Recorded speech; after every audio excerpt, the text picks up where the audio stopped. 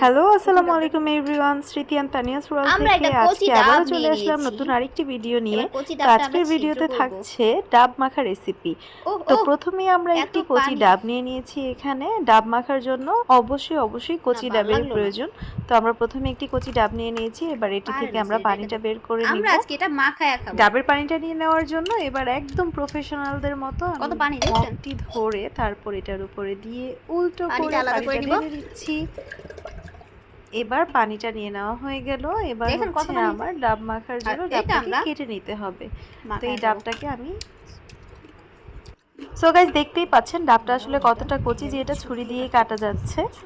তো যত বেশি কচি ডাব হবে তত বেশি খেতে মজা হবে।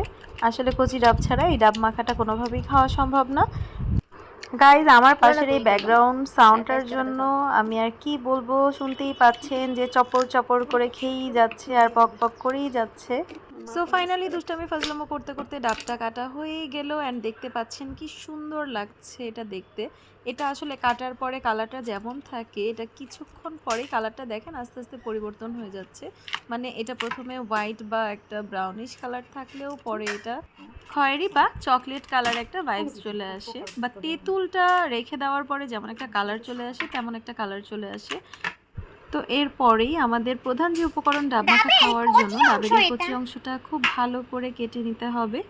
আর এই কেটে নেওয়ার মাঝে শুনতেই পাচ্ছেন যে এটার কলিজা কাটা হচ্ছে, এটাকে ক্ষত করা হচ্ছে, এটাকে কত ধরনের কি করা হচ্ছে সেটার ব্যাকগ্রাউন্ড সাউন্ডটা দিচ্ছে।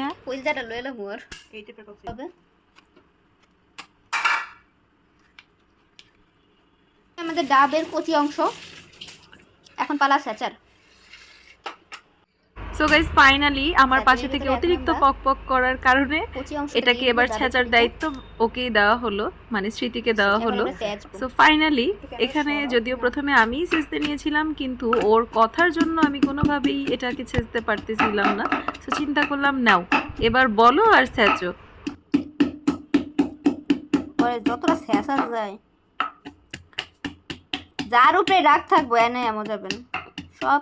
সো ফাইনালি কাটাকাটি অ্যান্ড স্যাচাসেসি সব কিছু শেষ হয়ে যাওয়ার পরে এবার আমরা নিয়ে নিচ্ছি প্রধান উপকরণগুলো যেগুলো দিয়ে আসলে আমরা এই ডাবটাকে মাখাবো।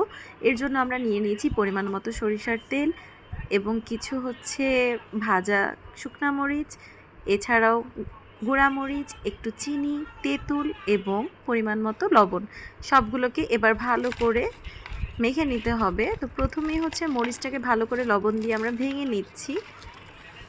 সো মরিচটাকে আসলে খুব ভালো করে ভেঙে নিতে হবে যেন এটা একদম ডাবের কচি অংশটার সাথে খুব ভালো করে মিশে যায়।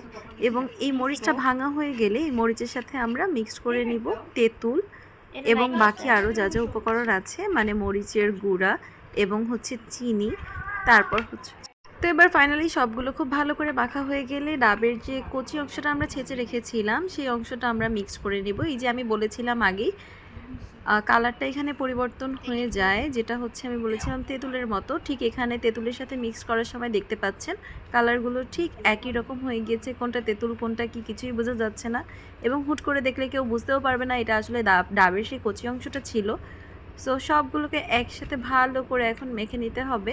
অ্যান্ড মেখে নেওয়ার পরে দেখা যাচ্ছে এটার ফাইনাল লুক অ্যান্ড খেতে খুবই সুস্বাদু। অবশ্যই খেয়ে দেখবেন কেমন লাগে। আমাদের ডাব মাখার ভিডিওটি যদি ভালো লেগে থাকে তাহলে অবশ্যই কমেন্ট করে জানাবেন অ্যান্ড লাইক শেয়ার করে পাশে থাকবেন। আর আমাদের চ্যানেলটিতে সাবস্ক্রাইব করতে ভুলবেন না। সবাইকে অনেক বেশি ধন্যবাদ।